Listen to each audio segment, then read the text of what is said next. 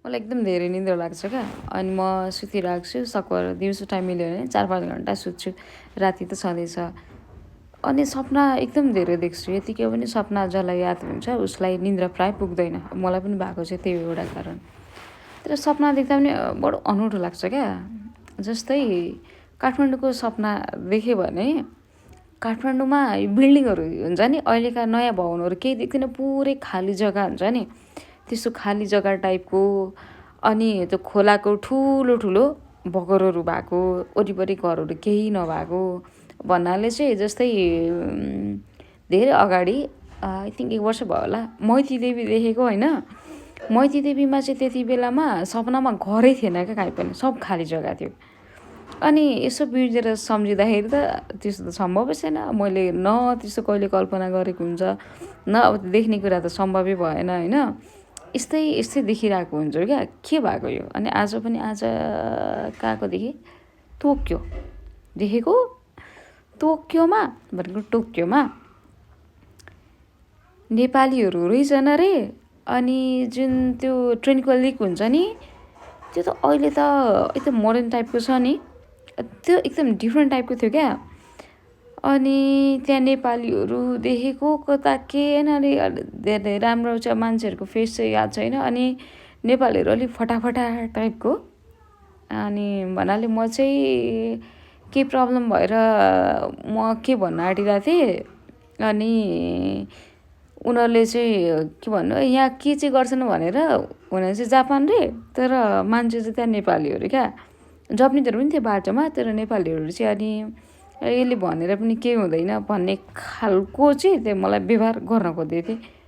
अनि बिउ चाहिँ हुन चाहिँ फेरि अघि बिहानदेखि चिसो भइरहेको थियो, कपडा अलिक कम लगाएको थिएँ। अनि एयरपोर्ट जाँदाखेरि भिजे पनि, सायद त्यो भएर पनि होला होइन, बडी अलिक सन्चो नभएर मलाई ऐठन गरेको भन्ने त्यो चाहिँ बिर्सेपछि थाहा भयो क्या।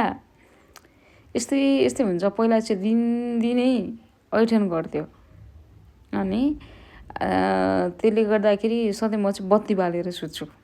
बत्ती निभाएर सुत्यो नि, अँध्यारो र ऐठनको कनेक्सन के छ थाहा छैन, अँध्यारोमा प्रायः ऐठन हुन्छ। अनि आज चाहिँ त्यस्तोदेखि यताबाट सम्झिरहेको छु होइन। मैले सपनामा वास्तविक लाइफमा त, रियल लाइफमा मैले जे कुराहरू देखिरहेको छु त्यस्तो देख्दा त नर्मली लाग्थ्यो होला होइन। त्यो जुन मैले आफ्नो लाइफमा अथवा जुन वास्तविक जिन्दगीमा देखेको हुँदैन, सुनेको हुँदैन, त्यस्तै कुरा चाहिँ म सपनामा देख्छु। अनि एकपल्ट एयरपोर्ट देखेको थिएँ क्या होइन। यो त्रिभुवन इन्टरनेसनल एयरपोर्ट छ नि हाम्रो, त्रिभुवन विमानस्थल, त्यसको चाहिँ त्यहाँ वरिपरि बिल्डिङ थिएन क्या। एयरपोर्ट चाहिँ रे होइन, एयरपोर्ट जाने भनेर हिँडेको रे, यत्रो ठुलो ढुङ्गा थियो, त्यो लेउ लागेको। अनि त्यो हरियो सानो सानो त घाँस जस्तो पलाएको हुन्छ नि, लेउ हरियो टाइपको। अनि त्यसको भित्र चाहिँ त्यो ठुलो के भन्नु ढुङ्गा टाइपको थियो। ढुङ्गा पनि एउटा ढुङ्गा हुँदा नि, त्यो कत्रे चट्टान टाइपको हुन्छ नि, त्यस्तो टाइपको भित्र चाहिँ क्यान्टिन थियो क्या। अनि त्यहाँ चाहिँ अरूले त्यो चाउमिन खान आँट्दो रहेछन् अरे। म चाहिँ के खाम कि नखाम भनेर सोध्दै थिएँ। तर यो सपना देखेको चाहिँ आई थिङ्क 3 वर्ष 4 वर्ष भयो होला हो। यस्तै सपना देख्छु हौ। भन्नाले एयरपोर्ट देख्यो, वरिपरिका बिल्डिङ देखिन, ढुङ्गाभित्र घर देख्छु, बस्ने ठाउँ देख्छु। अनि काठमाडौँ देख्यो भने कि त खोलाको ठुलो बगर देख्छु, घरमा त्यहाँ बिल्डिङ देख्दिनँ। मैती देवी देख्दा पनि बिल्डिङहरू देख्दिनँ होइन। अनि जस्तो आज टोकियो देखेँ, टोकियो पनि कहाँ त घरहरू नभएको, अनि नेपालीहरू भएको। अनि त्यहाँको बाटोहरू पनि एकदम नर्मल टाइप, कच्ची टाइपको थियो साँच्चै बाटो पनि। मलाई मात्र यस्तो हुन्छ, गर्लाई नि यस्तो हुन्छ हो। म त सपनाको दुनियाँ देखेर बडो विचित्र लाग्छ क्या। सोच्यो भने मान्छेले त्यस्तो देख्छ भन्छन् होइन। अनि मान्छेले सुनेको कुरा सपनामा देख्छ भन्छन्, मान्छेले देखेको कुरा सपनामा देख्छ भन्छन्। अब नसुनेको नदेखेको हुन्छ नि, कहिलेकाहीँ सोच्दै नसोचेको सपनाहरू देखिरहेको छु।